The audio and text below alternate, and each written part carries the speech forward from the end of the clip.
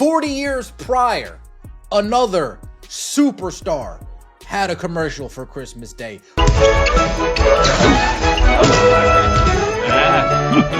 Think Air Jordan this season. By Nike. Now, as you know, the Caitlin Clark commercial aired during the football games on Netflix, aired during the basketball games on ESPN, ABC.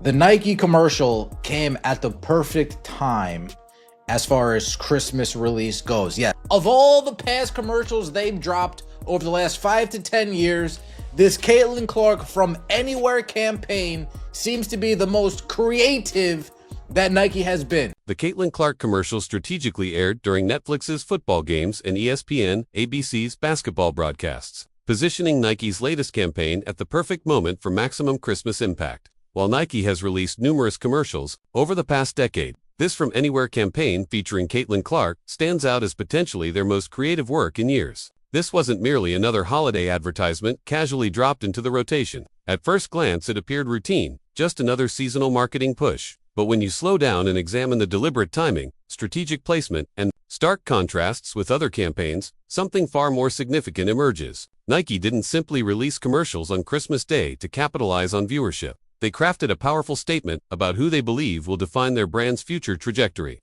And they executed this vision in a way most viewers completely missed, because audiences focused on the surface-level spectacle instead of decoding the deeper signal embedded underneath. What was Nike really trying to tell us about their next global superstar? December 25, 2024 wasn't selected because it offered convenient scheduling or festive marketing opportunities. This particular date carries substantial historical weight in Nike's legacy. Exactly 40 years earlier, Nike aired Michael Jordan's groundbreaking First Christmas commercial, a seemingly modest moment that would quietly launch the most profitable athlete-brand relationship in sports marketing history. When Nike rolled out a major campaign on that precise anniversary date, the messaging wasn't subtle or coincidental. This wasn't nostalgic reminiscing about past glories. This was a deliberate declaration, the kind of bold statement brands only make when they're convinced they're witnessing the beginning of something transformative. And what makes this moment even more revealing is examining what happened alongside this flagship campaign. Two of the biggest names in the WNBA, both Nike-endorsed athletes, both franchise level talents, received their own holiday commercials. On paper, this arrangement should have represented a celebration of parity,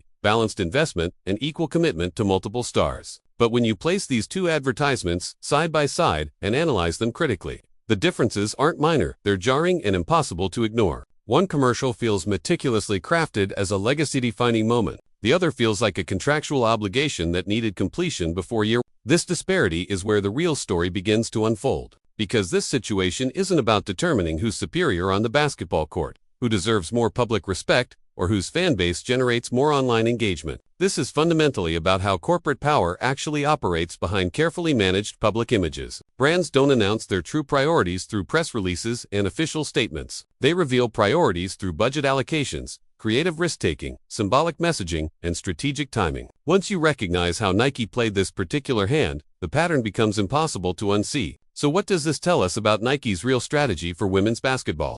December 25, 2024. Wasn't just another available holiday advertising slot on Nike's marketing calendar. This date is loaded with historical significance, and Nike's leadership understands this legacy intimately. Brands of this magnitude don't move accidentally or carelessly, especially not on dates already carrying substantial cultural weight. When they deliberately choose a moment like Christmas Day, they're not merely chasing temporary attention spikes, they're anchoring long-term meaning to their brand narrative. In this particular case, that meaning reaches back precisely 40 years into Nike's history. On December 25, 1985, Nike aired Michael Jordan's first Christmas commercial. At that moment, no one could have accurately predicted what that advertisement would ultimately become. Jordan was still early in his professional career trajectory. The Air Jordan product line hadn't yet transformed into a global empire generating billions in revenue, and Nike itself was still establishing dominance in an increasingly competitive athletic market. But that advertisement mattered profoundly. It positioned Jordan at the center of an emerging cultural moment, tied his personal brand inextricably to Nike's future, and quietly marked the beginning of a partnership relationship that would eventually generate billions while fundamentally reshaping sports marketing forever. Fast forward for full decades, and Nike returns to that exact same date, same holiday, same symbolic weight. Same strategic opportunity to send a powerful message without explicitly verbalizing their intentions. This wasn't about honoring history purely for nostalgia's sake. This was about deliberately creating a parallel narrative. Nike was drawing a direct line from that foundational moment to the present day, inviting anyone paying close attention to connect the obvious dots. When major brands repeat significant dates this deliberately, they're not reminiscing, they're forecasting future dominance. Is Nike signaling they've found their next Michael Jordan?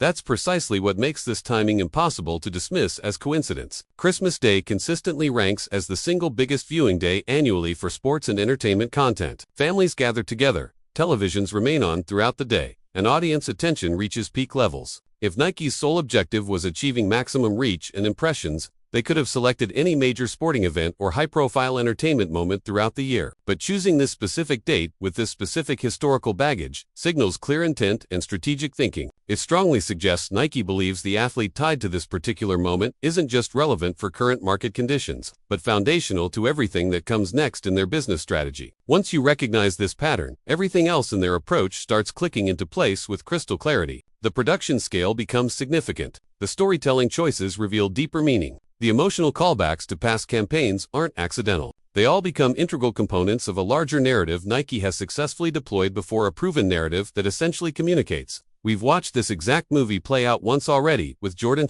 and we're confident we know how this sequel ends. But the anniversary date alone wasn't the complete revelation. The real confirmation of Nike's strategy came when you examined who else shared that prestigious holiday spotlight, and more importantly, how dramatically differently they were treated in execution and investment. What did the side-by-side comparison really reveal? On the surface level, this should have been a straightforward narrative. Two elite professional athletes, competing in the same league, endorsed by the same brand, featured during the same holiday window. Nike had constructed the perfect setup to showcase their commitment to women's basketball by strategically elevating multiple stars simultaneously. And if you only glanced at the headlines and press releases, that's exactly how the narrative was publicly framed. But once you move past the polished branding language and actually study the execution details closely, the apparent symmetry disappears rapidly. Caitlin Clark and A'ja Wilson occupy genuinely rare air in the WNBA hierarchy. One is a generational scoring talent whose cultural influence has already fundamentally reshaped viewership patterns and mainstream attention to women's basketball. The other is a proven champion, a multiple-time MVP winner, and one of the most dominant interior forces the league has ever witnessed.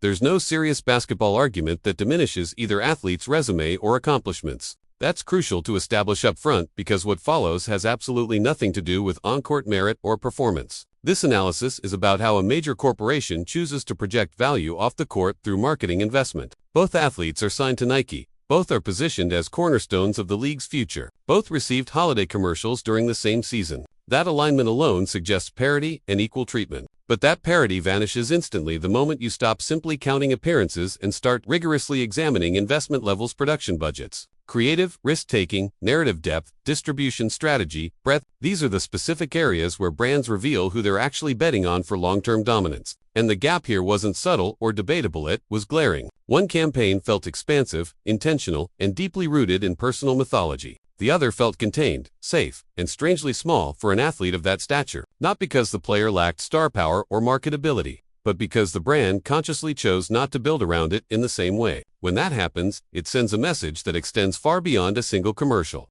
So why did Nike make such obviously different choices?